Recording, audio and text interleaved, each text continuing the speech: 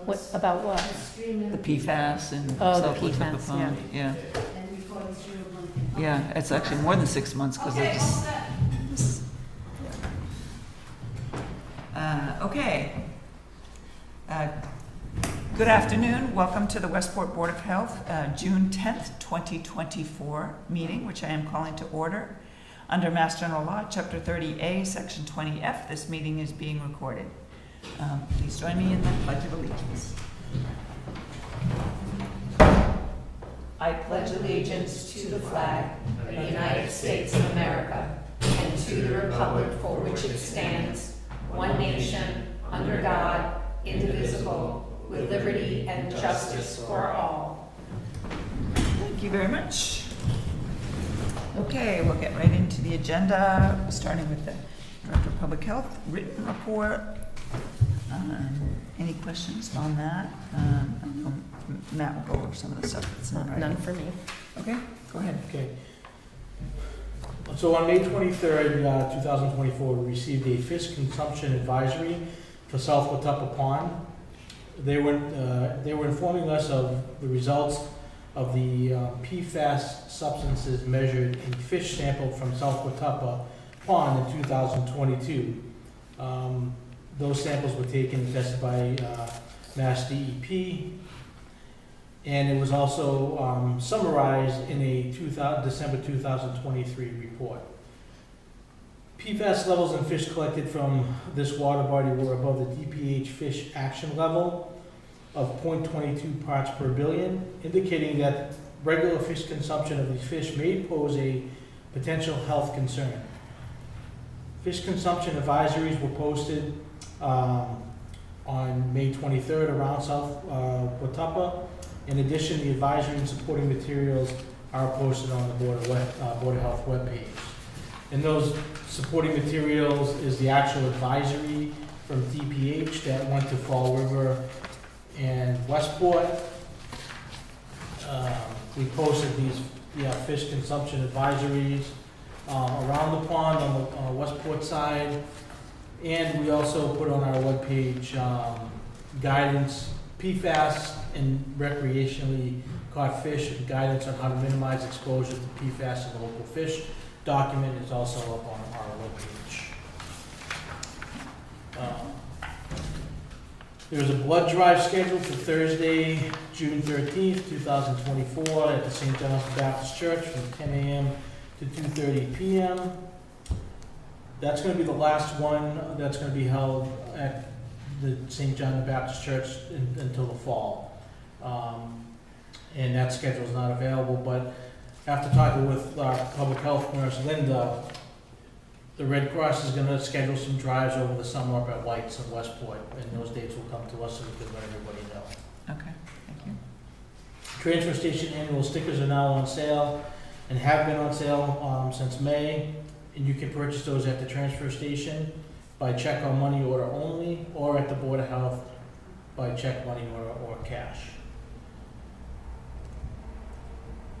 We have been trying to hire, how's the best way to say this? At town meeting, we were approved to get money to hire a part-time animal control officer. We're just waiting on the wage study to be reviewed by the Personnel Board and the Select Board to figure out how we can, how and when we can move forward with posting that position and trying to get some candidates in.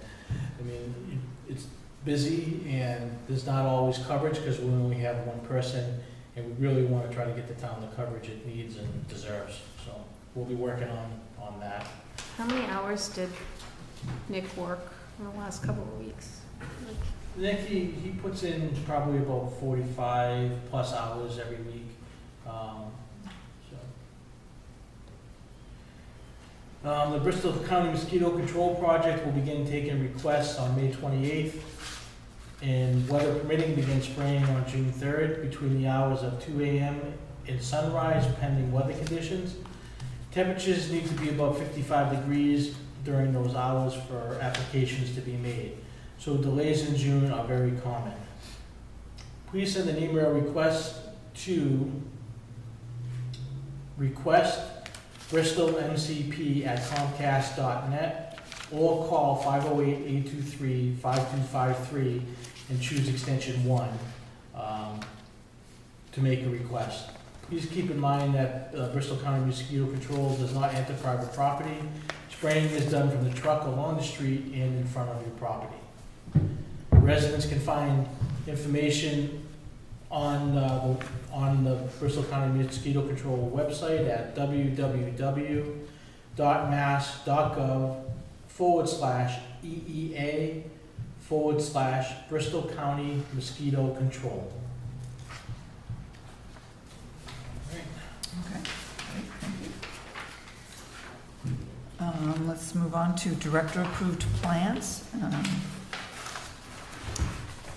Great. We have a 5-bedroom new construction located at 672 River Road on a 113,256 square foot lot for Lucy Snyder, utilizing a Vantex and a stone bed. We have a 4-bedroom new construction on an 87,206 square foot lot on Old Harbor Road for a Todd Hallett, utilizing a Vantex and a Quick 4. And we have a 4-bedroom repair at 14 Brookside Ave for James and Carol Godozzi on a 40,930 square foot lot, utilizing a Presby system. Okay. So the first two are new constructions require the 2 times per year total nitrogen, but it's been Concom reviewed, so I don't think there's any other conditions, right? No, all of them have been Concom reviewed.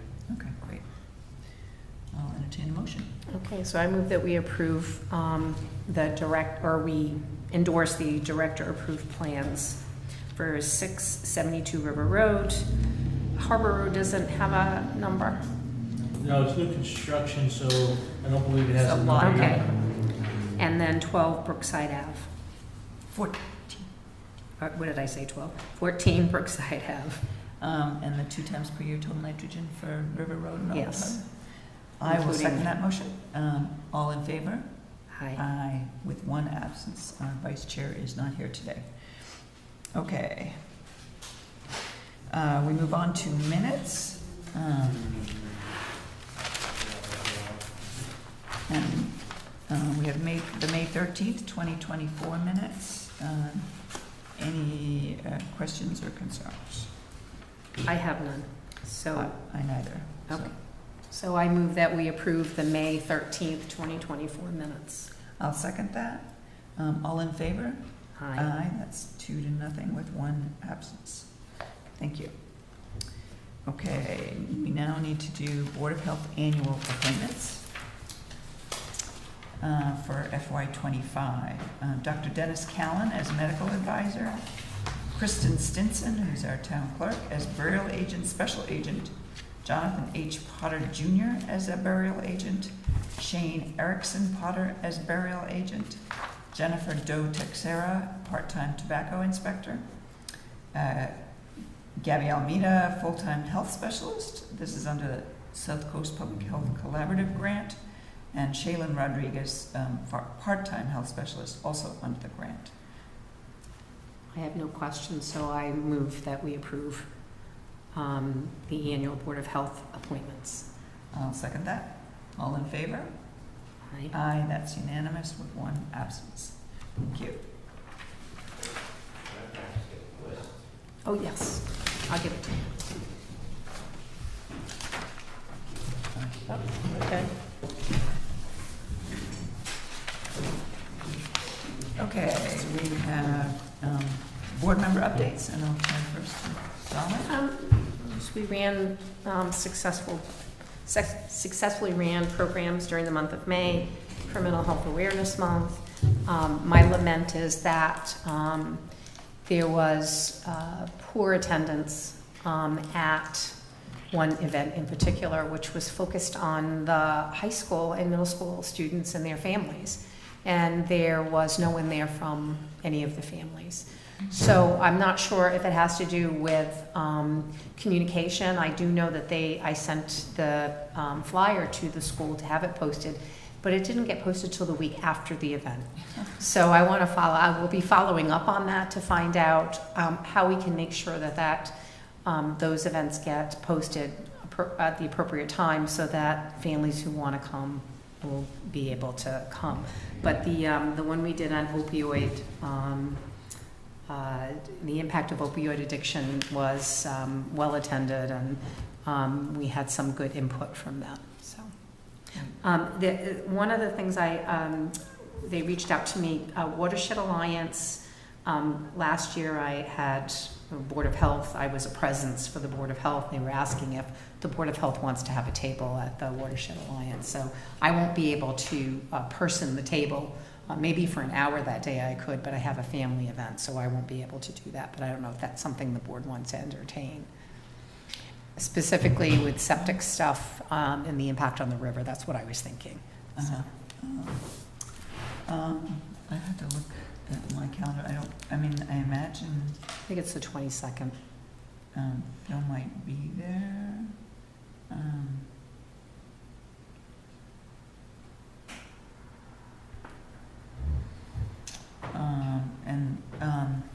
Let's follow up on that. So Okay.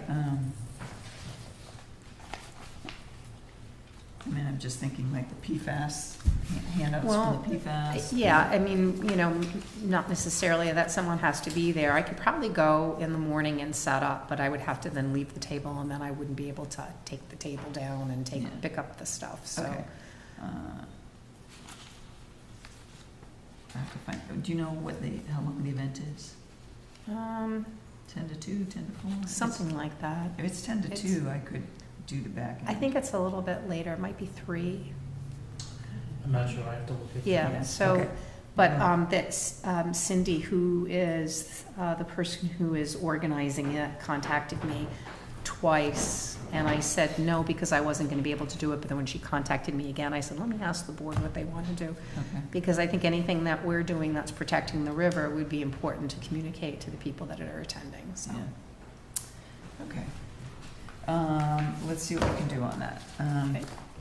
Alrighty. So it's been a month since our last, or 4 weeks since our last meeting, so I do actually have a bunch of updates. I attended the Mass Health Officers Association conference on green burial in May 16th or something like that in Walpole, I think. It was really interesting. We had presenters talking about getting municipal cemeteries to have to become hybrid cemeteries, allow a natural burial section or allow it just interspersed if they're comfortable with that. Talked a little bit about home burials. That is, if somebody wants to be buried on their own property, doesn't have to be green, could be embalmed. It is a pretty 10 to 2, thank you. Pretty elaborate process for approval, because obviously there needs to be review and for protection of water resources and so on. But also, it becomes a cemetery, that property, and you have to have a cemetery corporation. So, not an easy process. And then there's a lot of Board of Health approval is required for any new cemetery formation, whether it's a natural cemetery, natural burial cemetery, or just a regular cemetery. There are older cemeteries that are grandfathered. Anyways, there's a lot of nuances to it that I think maybe at some point I'll do a presentation to just share with the board some of the materials that we got. I know there's some interest in town from folks in the area to promote natural burial more and identify a location where that can occur, either a separate cemetery or maybe the expansion in the Westport Cemetery or whatever. So it would be timely to do that. We'll schedule that for some time. I wanted to also mention I was on a bus tour of places, sort of things related to the Buzzards Bay Coalition, some of their activities, including the Gooseberry Island, the Causeway research update. But they also have a grant proposal in for an East Beach voluntary lot buyout program. I don't know if they've gotten it yet or when they'll hear. They submitted at the end of April. But given the amount of disruption and damage that's been caused in just even unnamed storms over this past winter, there really needs to be some long-term planning and so on that. So that I thought that would be interesting. It was submitted in collaboration with the town, so I look forward to hearing about that. I also attended at the end of May a PFAS summit, which is again the perfluoro compounds that are being found in drinking water, and some wells have been contaminated with PFAS here in Westport. So it's a bigger issue. It's an issue in particular also for public water supply operators because their new federal standards, EPA standards, have lowered the limit allowed for PFAS in drinking water. So they have to come into compliance over the next few years, which means a lot more testing, a lot more treatment, and a lot of the treatments, they can remove the PFAS, but then what do you have to do? What can you do with the contaminated filters or whatever? So it's a pretty big problem. But there were presenters from the EPA, from Mass DEP, the Mass Waterworks Association, which is the trade association for public water supply operators, and some technology companies. So it was interesting. It's a really complicated field.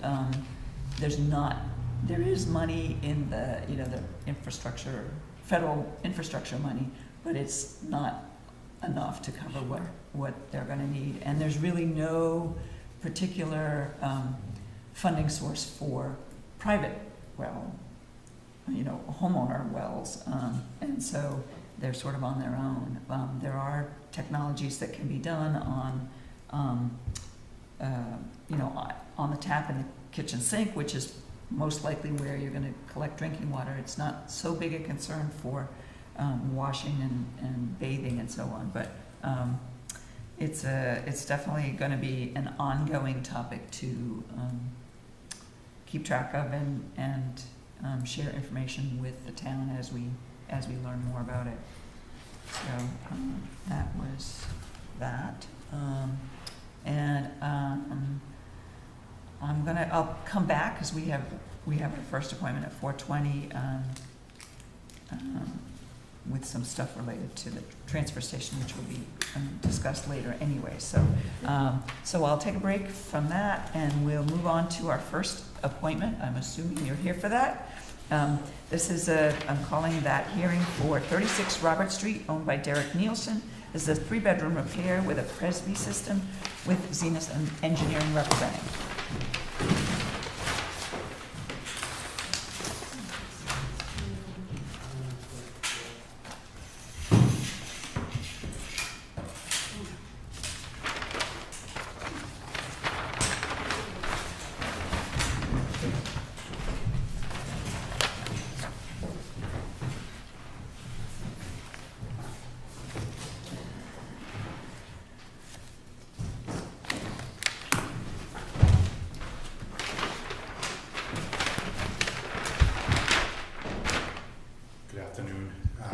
For the record, Niall Zager from Zenith Consulting Engineers.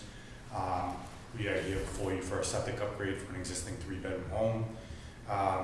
There's wells around the property. Luckily, we were able to get over 100 feet from all of those wells, which is always a good thing. It is a fairly small lot. The 3 local upgrades that we are asking for are the use of a sieve, because it was obviously too wet at time of perk test. We are asking for the use of just one deep hole within the system itself.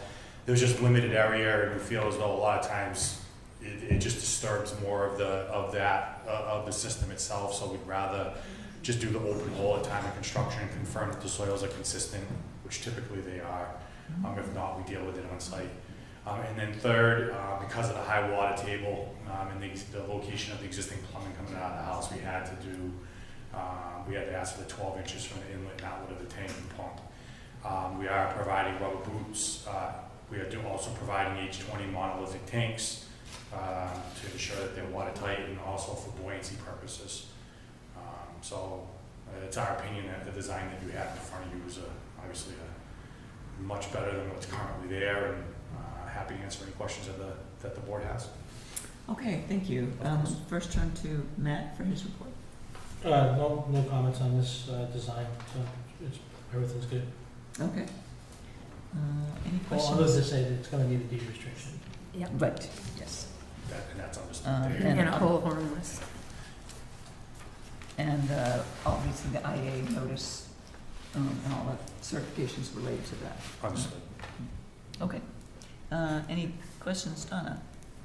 I have none. Okay. So I move that we approve the plan at 36 Robert Street, owned by Derek Nielsen, dated 4/18/24, for a 3-bedroom repair, with variances, the approval of the variances written in the plan, on the plan, and with the following conditions: hold harmless agreement, 3-bedroom deed restriction, IA notice, and appropriate paperwork.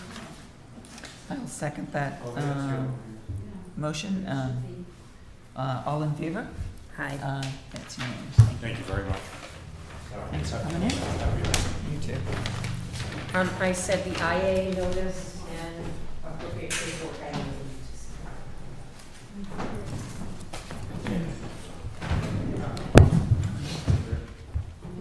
Try to be clear. okay. Thank you. Okay, we got 5 minutes, so I'll go back to my updates. Can we go back and amend that to a local upgrade approval instead of a variance? I'll second that. Okay. All in favor? Aye. Aye. It's just to clarify the word and be technically correct. Okay. I just to follow up on your, I attended that opioid talk on 5/22. I thought it was really quite impactful, hearing from a recovering user and a parent of who lost a son to opioid overdose. So, and I just saw actually a New York Times article about Yes. the fishing industry. Yep. And the high rate of opioid, sort of overdoses at sea, and encouraging getting the sandboxes or naloxone available on fishing vessels. Yeah, and that there's a health worker who is actually going on board and doing demonstrations, and some fleets are doing it and other fleets are not. But substance abuse issues have been big at the waterfront for a long time. They talked about something in New Jersey, and I said, New Bedford's got to be in here. And of course they went, and it was all about New Bedford and the fishing industry. And I well know about the problems down on the waterfront with addiction. And even the federal government there were many sting operations down at the waterfront related to movement of substances through the fishing fleet. So, but yes, my family was in the seafood industry, so I know about it before it was well known in the media. But it was a great article. It was a long article. Yeah. It was in the magazine part of the New York Times. So it's definitely a timely issue. Well, and one of the things I mentioned at the end was that with the opioid settlement funds, is looking at how that money can be best utilized, and somehow the Board of Health taking some leadership on looking at the funds and helping direct the select board on appropriation of those funds to help in the community. So I, in fact, just it was very impromptu. I went to the town hall, and Jim's door was open, and I said, I'm doing a mental health check, and we just had a casual conversation about that, and that I certainly would like to be part of that process and spearheading how those funds would be best utilized to meet the needs of the people in our community. Yeah, I think between you and Olive, we have a lot of expertise in the Board of Health around those issues. I don't claim any expertise, but so I hope the town takes advantage of those resources to help us, the town, figure out how best to use the funds. And the last thing I wanted to mention is I have had a request from a resident in town to consider food waste composting at the transfer station. So we're looking into that. There might be a cost to the town to host it there. This is a company called Black Earth Compost. They also offer residential pickup, and they do that currently in Tiverton and Little Compton. So I'm not sure that's something that we can, organize a residential pickup program, but there may be the Watershed Alliance or others, and maybe that's another thing we could include in the River Day, if people are interested in learning more about that. So that's something we're still looking at in terms of the transfer station. There's a lot up in the air with regard to the transfer station at the moment, so we'll have to wait and see on that. Okay. I have I think that's it for my updates. We've had several meetings with the Boy Scouts, but we'll talk with them in a few minutes, so I'll hold off on that.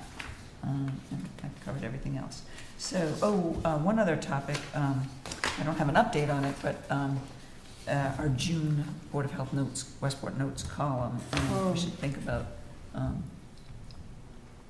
that. So maybe, I know Phil wants to do a topic on microplastics, and I know I've seen recent articles in the New York Times and Washington Post about the ubiquity of microplastics and how much we're ingesting. And I don't know a lot about the health effects, but that's a topic that would be helpful. But maybe the food composting idea is another one. We certainly should do something about protecting oneself in the summertime with all the with the heat, the climate stuff and the vectors. I know we have. Is there something from the climate resilience report that could be adapted into a column? Phil did an amazing job on that. Yeah. And he was really surprised, though. I've been saying to him, we've been focusing on heat and the impact of heat. Yeah. And I've said vectors. The vectors are going to be a huge problem. I mean, they're not here. It's not here yet, but you hear of malaria, dengue fever in the south. Yeah. That's things that are coming, that are beginning to migrate into the U.S. Yeah. And so, and we know that other mosquito-borne illnesses or tick-borne illnesses that we currently deal with may increase with the climate change. So it's definitely a worthwhile topic. I Yeah. would defer to you and Phil on that. Okay. That one. Okay. Any other thoughts, Matt? Any other topic thoughts? Okay. Well, we'll see what we can come up with for June, and going forward, I'll check in. and depending on what the select board, I think they're going to have the opioid funds addressed and how that's going to be looked at in town, and that may be something in the future to write about and to include.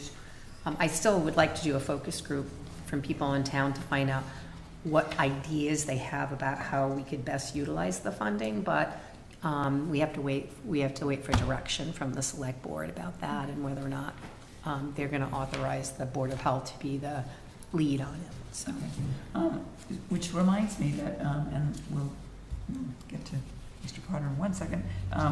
I saw that if you're on the, the town e-alert thing,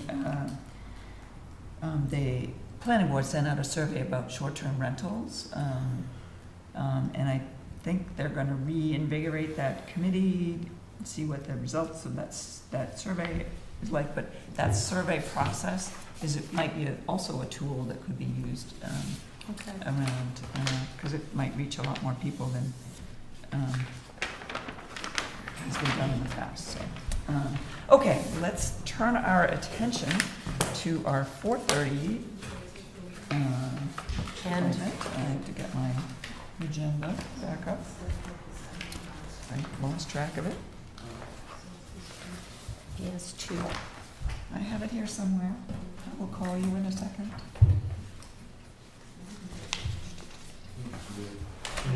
Come on up, Lenny. Got it. Okay, I will call the 4:30. I don't know if it's a variance hearing.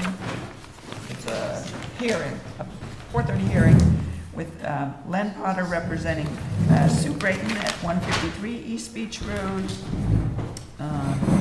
and Andrew Vivenzio at 201 East Beach Road, both of whom wish to install tight tanks. So, Good evening, Len Potter, Westport Environmental Design. I'll start with Susan Brayton, who is the owner of 153 East Beach Road. I met with Matt and Gary back in March sometime, or April, and observed that there is a cesspool on the property, and she desires to put a tight tank in to replace that. So I'm here asking for a permit for a tight tank on that lot.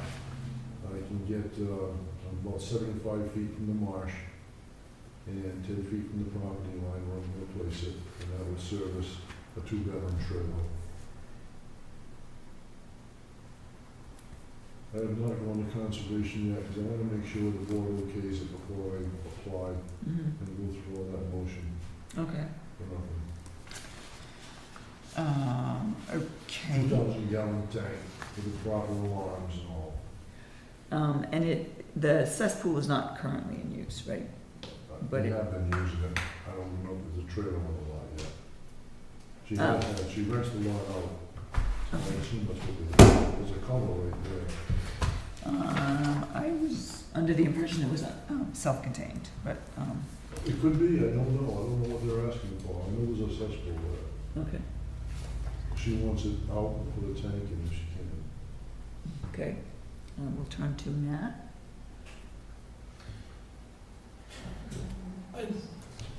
So traditionally, we let people who had a system there replace it with a tight tank.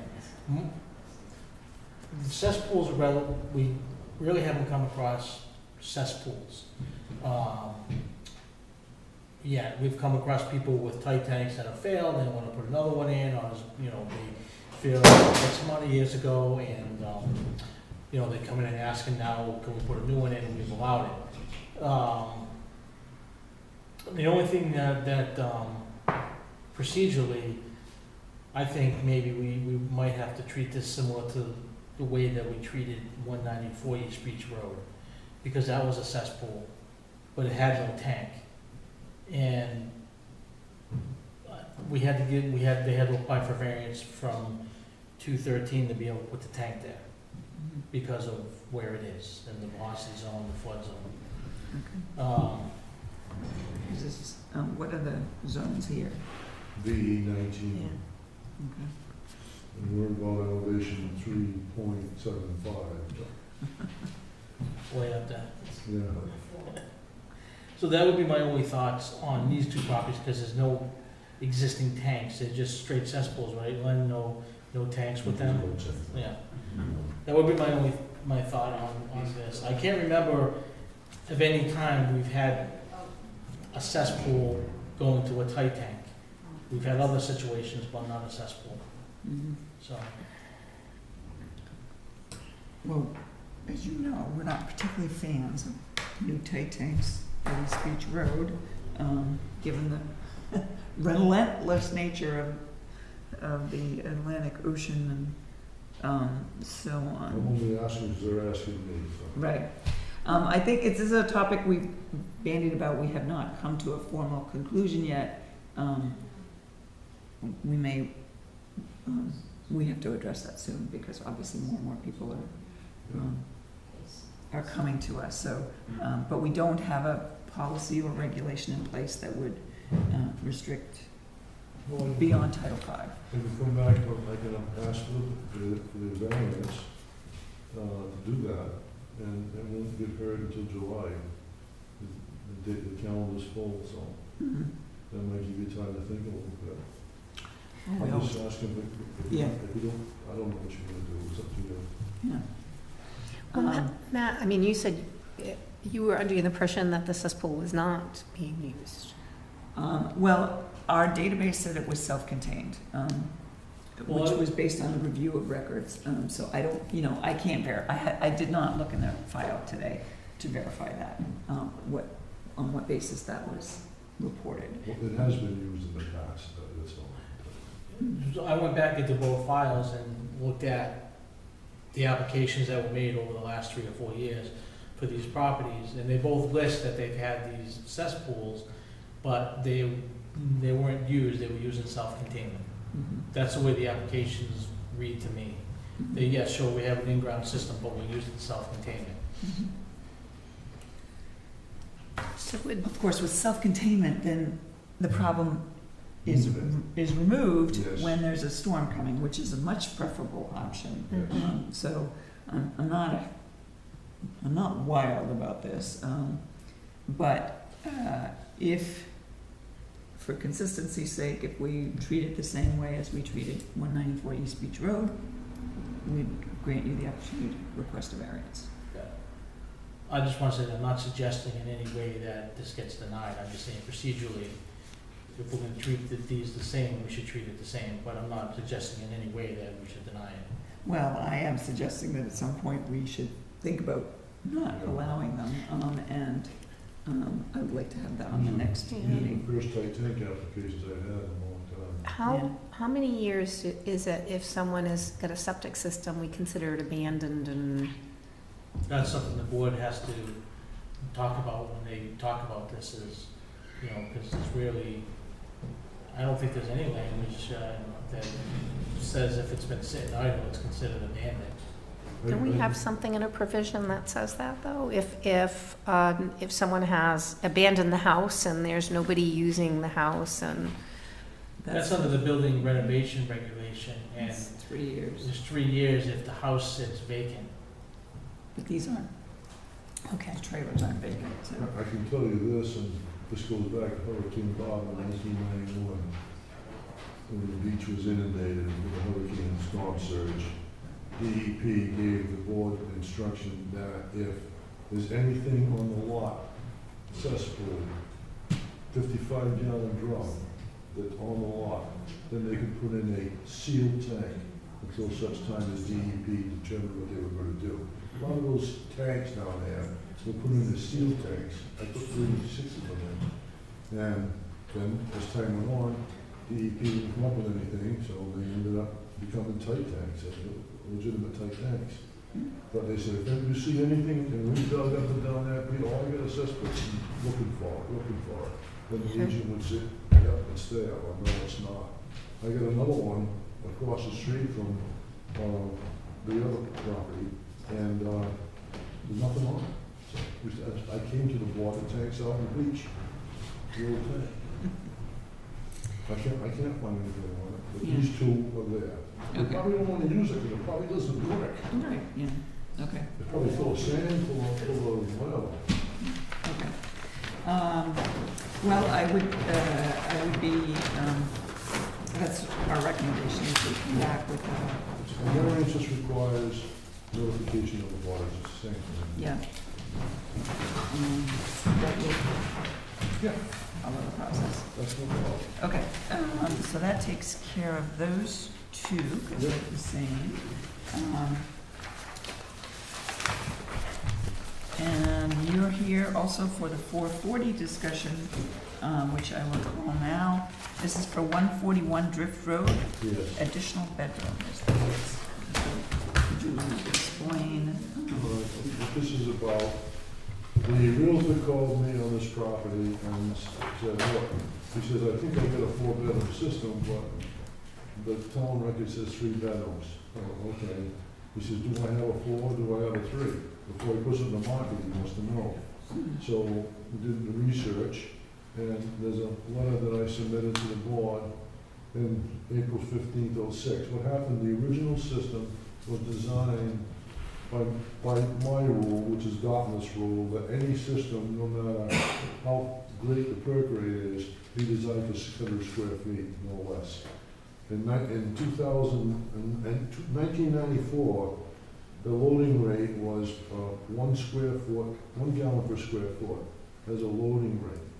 And thus I had a 630 gallon a day system that says such on the original plan. And then what happened in 95, the loading rate for a 2-minute clearance rate was reduced to 0.74. So if you divide the 630 square feet divided by the 0.74, it gives you a yield of 466 gallons a day, which is greater than the 4-gallon requirement of Title V. And what happened is I had the Title V, I asked for a Title V inspection. He went in there and he felt it to be a 4-bedroom home. That says you have the report in the office. So my question is officially, there's never change on the plan. The plan says 3. The board granted the 4-bedroom house in 2006. The minutes of the meeting, I think I gave them to you. Yeah, right there. So the second floor is being proposed to increase the bedroom count. So is it are there currently 4 bedrooms Yes. in the house? The health inspector. The Title V inspector, when he counted the bedrooms, we got 4. Okay. Yeah, I have the report here if you want to see it. Yeah. I'm going to defer to you. You can tell us what you. Okay, so your argument is that based on the 95 code, and I don't think it's changed for No, 95, 24, 23 code, that the capacity of the system accommodates 4 bedrooms. They've installed 4 bedrooms, and they just want confirmation that. Just confirmation, that's all. Okay, so Matt, what is your recommendation? Yes, so the math works out, Title V inspection confirms that there's 4 actual bedrooms, so that's been already added, and it passed, the system passed. Okay. So I think it's fine. I just, were you gonna submit revised plans? Well, it's the same plan as I did in '94, just have to change the 3 to 4, which wasn't done in 2006. Just, we can either add this to the plans, or you can, Yeah. okay, I'll change it on the plan to 4, and I'll initial it and date it. okay, good enough. All right. And you have all the letters Yeah. confirming everything. Mhm. Okay, so do we need to do a formal vote, or would you like a formal vote? I don't think you have to if everybody's in agreement. So we're in agreement, we confirm Yeah, that this is a yeah. 4-bedroom. Yep. System. The Title V inspection wasn't done until a week or so ago, maybe 2 weeks. And I said, I gotta have the Title V report, not to say it's working, number 1. And number 2, how many bedrooms? The inspector tell me how many bedrooms. Yeah, okay. Okay, well, thank you, Mr. Potter. Okay, thank you. We're in agreement on that one. Great, thank you. That was easy enough. Okay, I believe we have representatives from the Boy Scouts, and there's no formal notification, so we can start the conversation if you're ready. Okay, come on up. Pull up some chairs.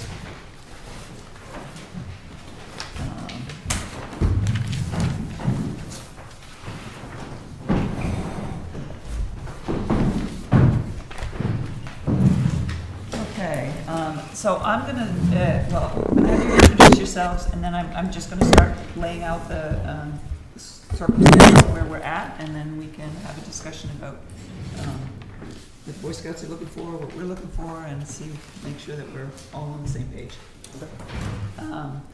So why don't you just introduce yourselves first? I'm Chad Brow. I'm the Scoutmaster of Troop 100.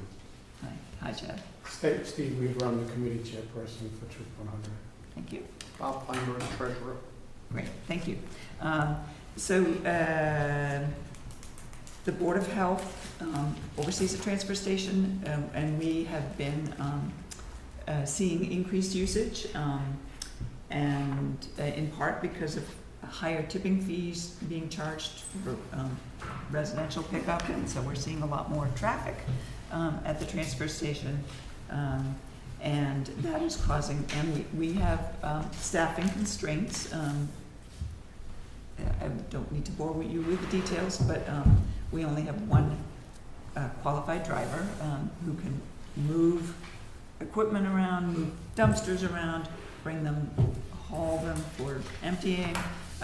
So things get backed up, and I witnessed that myself this weekend when we couldn't. I came in behind somebody who wanted to dump a bunch of bulky items, and we didn't have room, and so they had to come back, which is really unfortunate. We have received funding through town meeting to purchase additional dumpsters, and the space is getting crammed, as you know. We've met a couple times with representatives from the Boy Scouts, looking at options, hoping to, first one was trying to sort of move back in that existing space so you could stay up top, but that runs into the landfill cap situation and having to do testing, which ended up being like, not such a great idea. The next option is looking at the lower lot, what we're calling Lot 3 now, which is the furthest one just before the curve. I don't know if the rest of you use the transfer station. And we met with Chad and looked at the site and talked about how we could work together to make this as as positive a process for you in terms of continuing to have that as a fundraiser, and hopefully as strong a revenue stream as it has been for you, and what we can do to support that within our constraints. I think we had a general understanding that we could make that work out and have an exit, and Chad provided a site plan. We have looked at what it would take for us to prepare the site to be accommodate your needs, and we had also talked about making sure that we had a written agreement so we understood what the terms were. So that's how we got to where we are today. We wanted to be able to have an open discussion about what our proposal was in terms of the written agreement and so on. In the meantime, we've had what I call a memorandum of understanding, sort of an informal agreement, is being reviewed by town council and the town administrator, who have raised some concerns on the town side. They didn't raise any concerns about the proposed terms for the Troop 100. So it's still a little bit in limbo, and while we want to work with you and support you and make this mutually beneficial for both parties, it is town-owned property, and we ultimately have to defer to the select board and the town administrator. So that's a little bit of a wrinkle that's come up in the last few days, and we'll have to see how that plays out. So I'm going to sort of stop there. I'm going to let you tell me, what sort of your perspective on where things are at.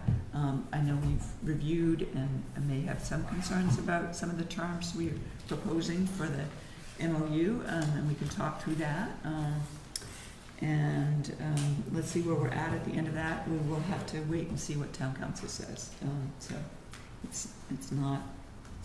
So the agreement will be, right now the current agreement is to try to get the move by mid-July with the new wrinkle. Is that possibly going to kick that time back?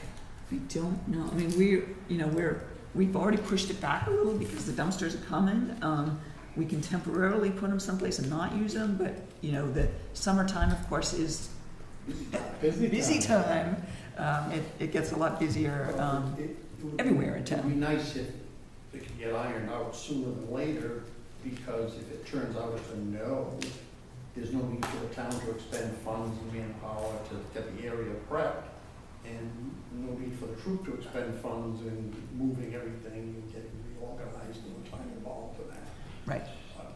If I may be so bold, we reviewed the agreement. The agreement's fine, other than there's one minor sticking point, and that's that everyone needs to have landfill sticker to get in there. Many of the people don't have a landfill sticker. They don't bring their trash to the landfill. They either have to pick up at home, or they have a small dumpster, or some people probably dispose of it at work in the dumpsters. Then we have a couple of families that are non-town residents as well. They're from surrounding towns and come to Troop 100 Right. For their membership. Right. So that was one of the first issues that, what flexibility, can it be a troop type permit versus an individual vehicle permit, would be the first give or take there if possible. Just for clarity purposes, it's requesting insurance certificates, but with no requested limits of coverage. So that would have to be defined so that I can get a. Okay. I don't want to supply you with a $10 million coverage if you I need sent in an $100,000. insurance binder from the council. You did get one? I did. Oh, okay. Mhm. And Yeah. I Yeah, emailed we it. received that, and so Okay. that was I was just that wondering. box It was ticked probably already. adequate. Okay. Because we had been told in the past you had insurance Yeah, to cover and it. again, I mean, being in the business, it's like you never Yeah. give a certificate for more than what they're asking. And then the third piece just comes around the scheduling. We do our best to get there once a week, but stuff happens. We can have conflicts with camping trips, weather. So I think, again, there's gonna be a Yeah. few exceptions out of the year where we I can may speak to that not a make little it bit. every week. Out of the past year, let's just say, we've been there every single week. I get, there could be a situation where maybe we wouldn't, but that is the rare exception.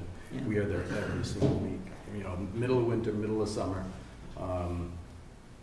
I was almost hoping, I foresee we're gonna take a downturn in how many donations we get. So we're not gonna have as much work to do every single weekend. The tent we're gonna get is a tiny bit bigger. Instead of 17 feet long, it's 20 feet long. And it's basically the same width. In the middle of winter, when it's very slow, and we have more barrels in there, I could foresee that we would only have to go every other week, because there's not as much donations.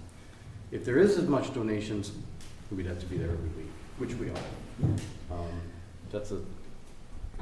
Yeah, I'm hoping, because we're seeing increased traffic, that, this will rebound. I understood that at any disruption in routine, people have to take a while to get used to it. I think that's less of a concern, and maybe we can word that a little bit more softly, when it's down below. Like in the summer, I've been there before the troop volunteers had been there, like close to, like on a Sunday morning, let's say.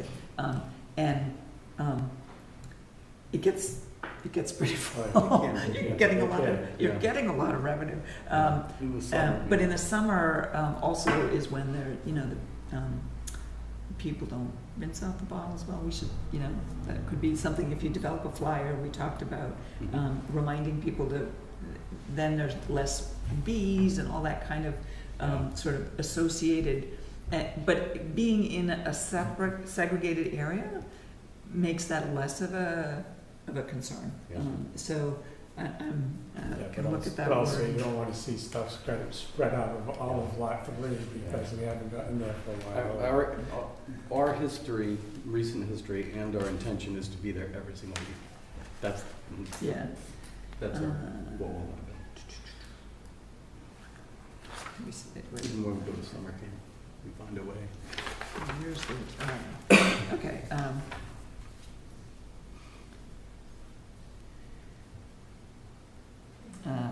we can, I think we can rework that, ensure,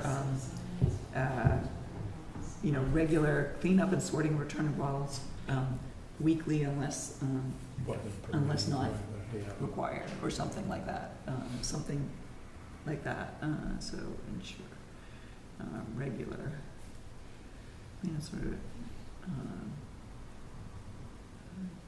generally.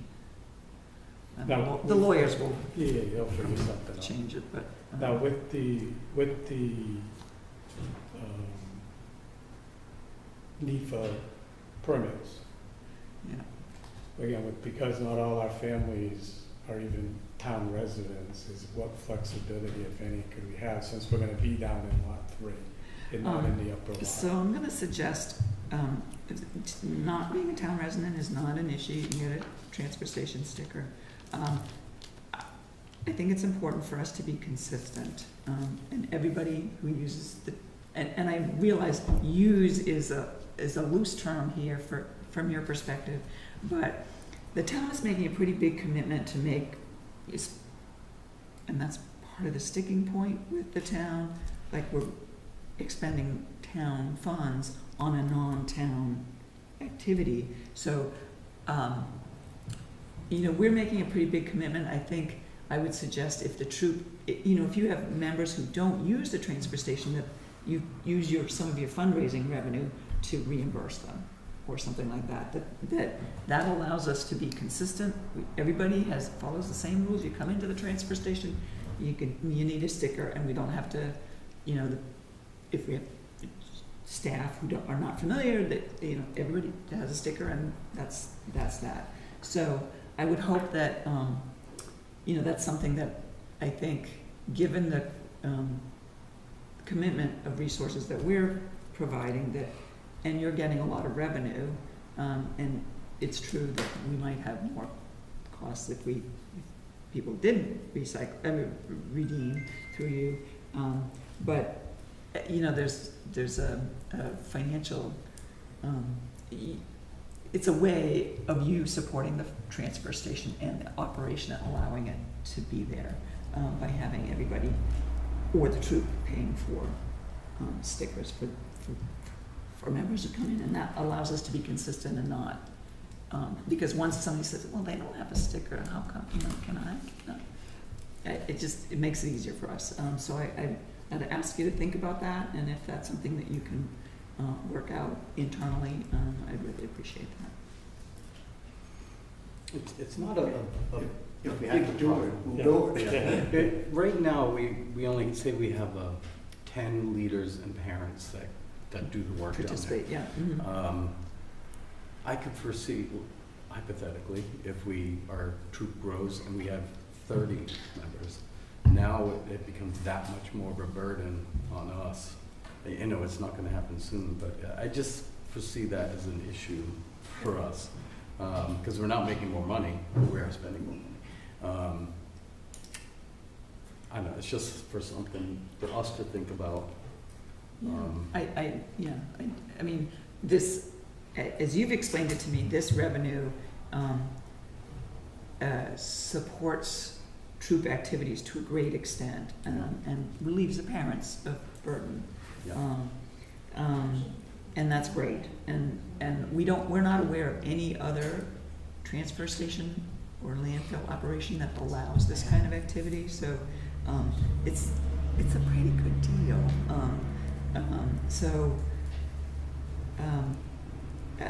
I think as a good faith gesture, if you agree to cover that cost, however you work that out internally, that would be really appreciated.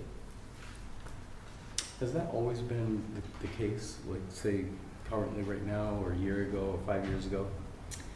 Like, should we have had stickers? I believe so. If you look at the regulation, Oh. it says, Yeah, yes, okay. everybody. There's no backfilling allowed.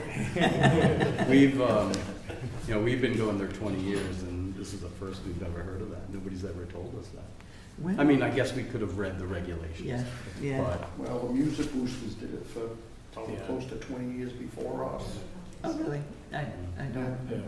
it's been there a long time. Yeah, I mean, when I was active, when I first got active, right around plus or minus the year 2000, when my oldest son was in band, it was Music Boosters, and then shortly, a year or two after the band was discontinued, and now they're still hoping to restructure it.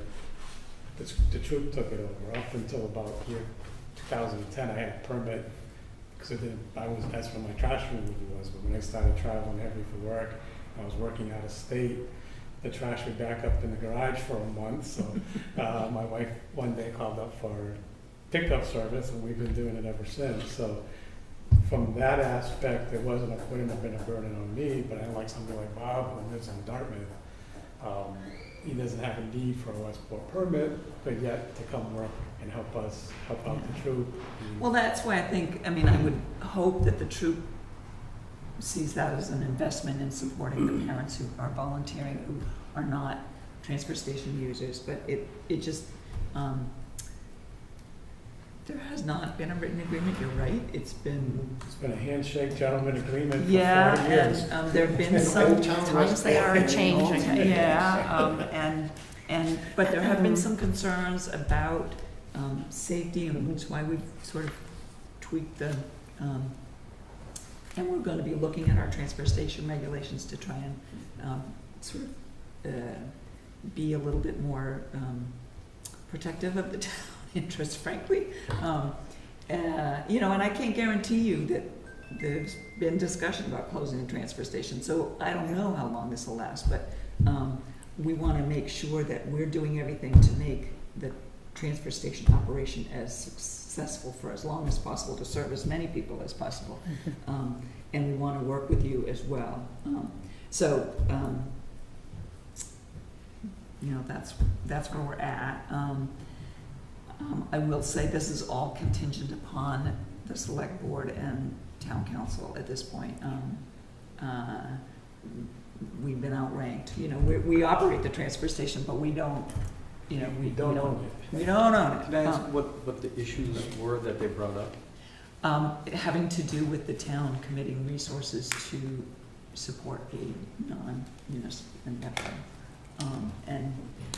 So that's my understanding. I was not a party to that conversation, but that's my understanding. And so it may, there's some concern about what we've written in our commitment. Yeah. We're willing to do that informally, that support, all the supports we've talked about, signage, if you have flyers you want to hand out, helping direct people. There's certain things that we could probably cover. Site prep, maybe not, but we have someone who can move the container. Yeah. So that's on us. Yeah. Signage, we could, as long as you say we make a proposal for these certain signs and you approve it, we can pay for those signs and have them produced. We give a signature sign. Okay. So that's something we could do. Okay, well, that's helpful to know Yeah, because something. we'll be working with town council and.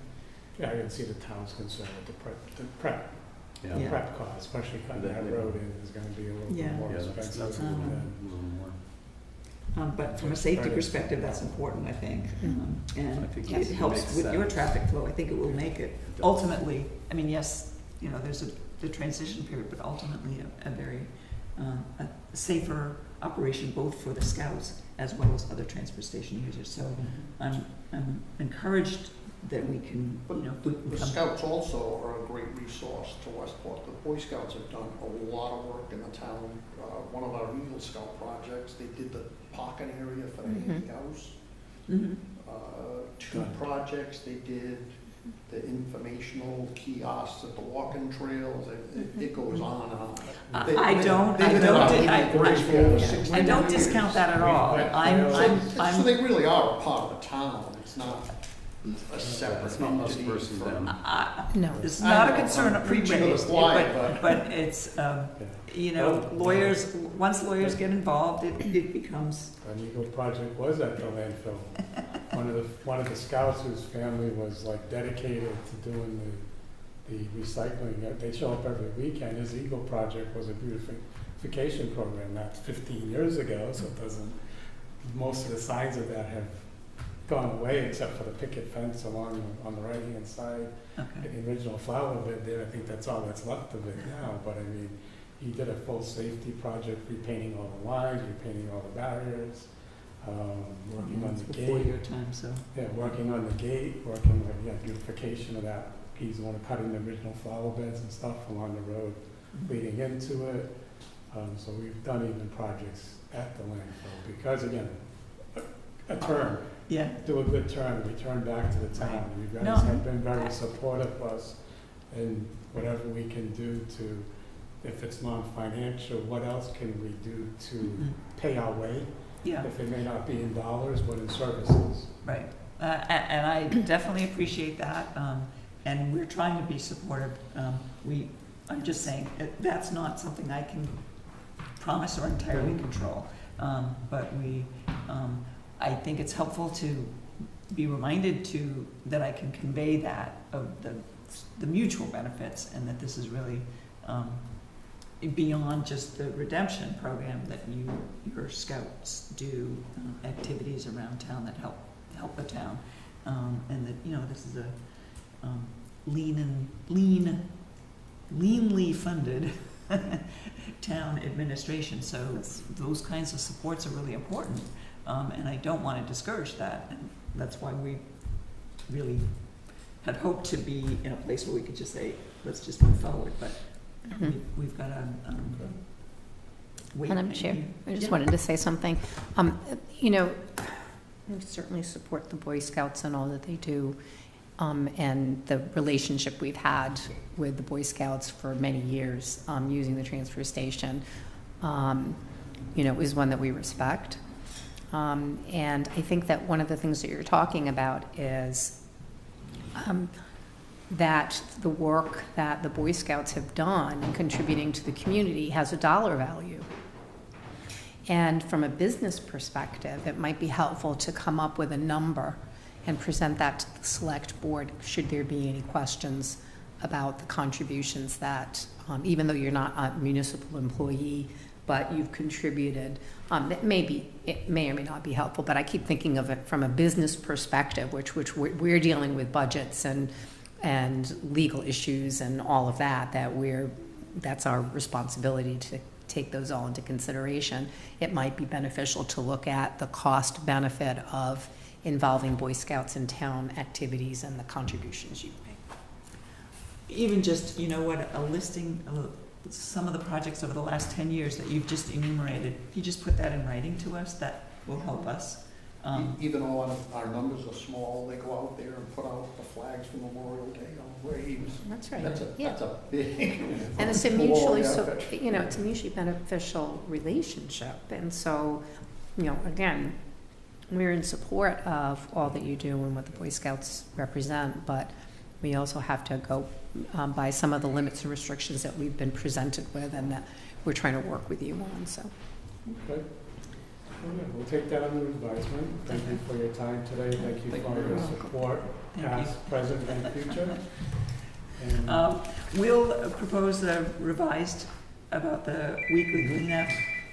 We'll wait to hear from you about the, how that continues to be a sticking point about the transfer station stickers. I think we should just make a decision on the stickers. yeah, I think We'll do what we need to Yeah, do. I'll- All right, so that's not. I'll bring it up to the committee and Yeah. we'll All have to just. Well, if you look at a business, your cost, your Cost benefit analysis. Well, exactly. also, in a business, you have expenditures and you have income, so and it might, I don't know if you do that for the Boy Scouts, talking about this is a business and how you Yes, operate. Yes, we do. Well, there you go. So there's just another layer, and the legal stuff that comes in with businesses as well and all that. It really is a great educational opportunity. And we can talk about the signage support that might also help sweeten the case for us to make. So I appreciate that I don't know offer. if there's any size restrictions, material construction restrictions. Can I just mention the signage in my head, just so you can Yeah. have it in your head? When you first pull into the station, right before the booth, Yep. there's a telephone pole that's mostly empty. We could possibly put maybe a 18 by 18 or 24 by 24 sign.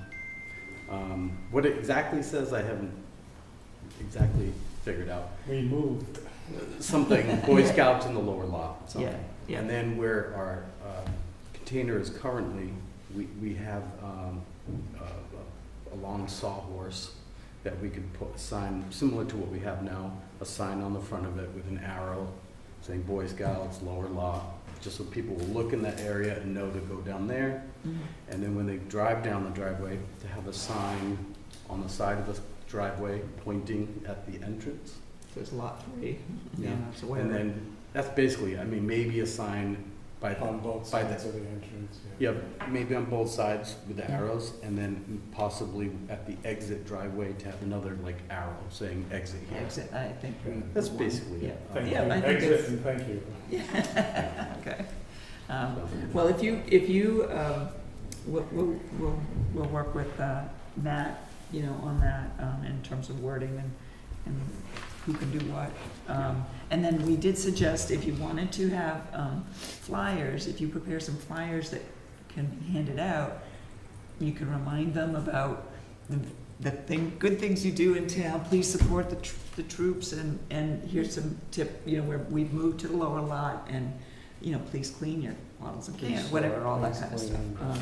So it sort of can provide a dual message. We can't prepare that. That would be something that you have to do. Yep, we can do that. Okay. Thank you for Thank coming you. in. I appreciate the time, and I'm hopeful that we can work things out with town council and get to a mutually acceptable. Worst case, we'll be given a termination notice and have to move out, correct? Worst case. Vacate notice, notice to We vacate. hope not. And we'll work on the time, we'll have to be flexible if it takes longer with the select board. Obviously, we need to give you enough time to arrange the Once the move. site's prepped, we could probably, in 1 to 2 weeks, we would have 100% done. Okay. And ready to. up That's and good to running. know. So just, Any other thoughts? It's gonna take 1 weekend to clean it up and then 1 weekend to get it moved out. Yeah, We may have to be closed down for that 1 week so that we're not collecting while we're trying to yeah, move. that's true. oh, okay, yep, so that would be good to have But do a partial move. or just a move the- notice, some, Move the collections, yeah, we might have to work out of both spots for a couple weekends yeah. during the transition. I don't know if we can do an e-alert that just says, Scout Redemption area will be closed this weekend for relocation, and please save your returnables until the following week or something. We'll see what we can do on Yeah, we'll that. see how things go with the higher ups and, well, Hopefully we'll be persuasive. all right, thank you. Thank you very much for your Thank time, you. appreciate it. Yep.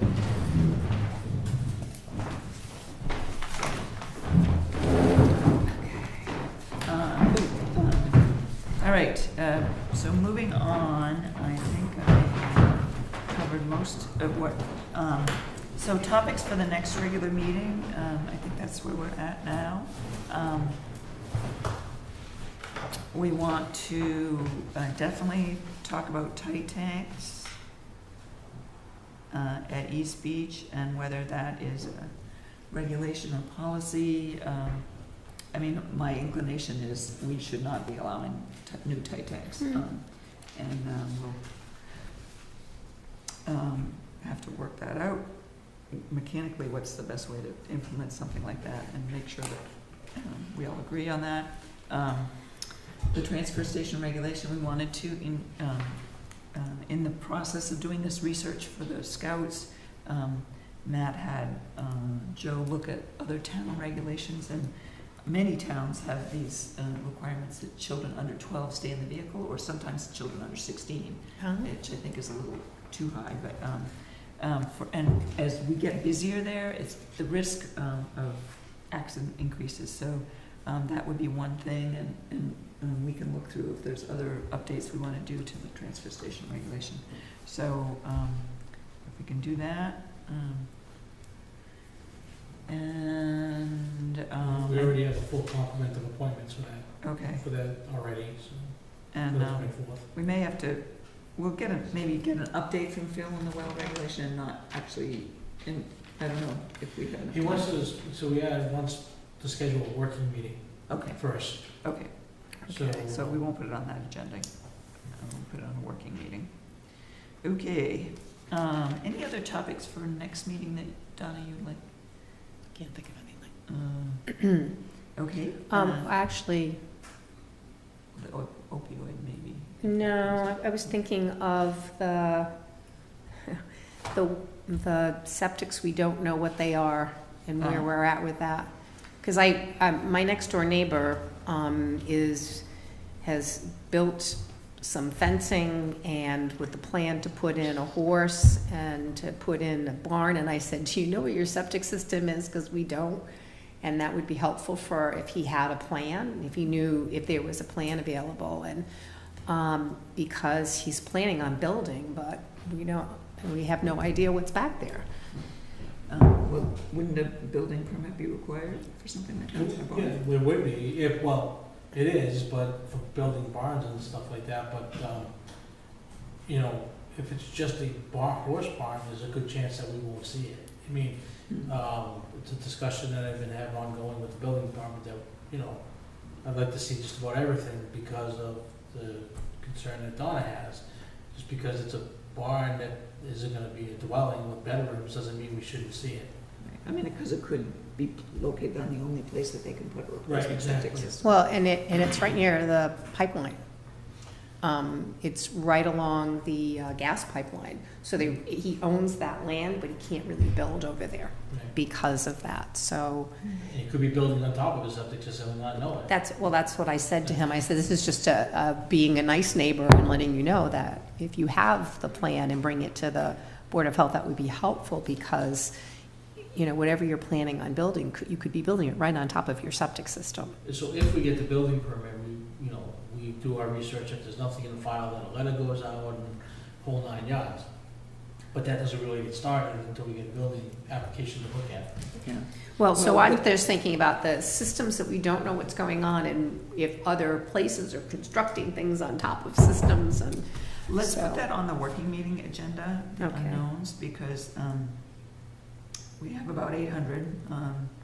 And Phil, I know at one point was talking about, doing them in chunks and prioritizing based on, location and so on, proximity to the river or whatever. I'm not sure exactly what his thoughts were on that, but it sounds like we have good 2 solid topics for a working meeting. We should Okay. discuss those 2 items. So let's Okay. when Phil is back, we can come up with a proposed working meeting date. Okay, that's all from me. Okay, so being there no other business, I move that we adjourn this meeting at 5:21 PM. Second, all in favor? Aye. Aye, that's unanimous. Thank you very much. Thank you, guys.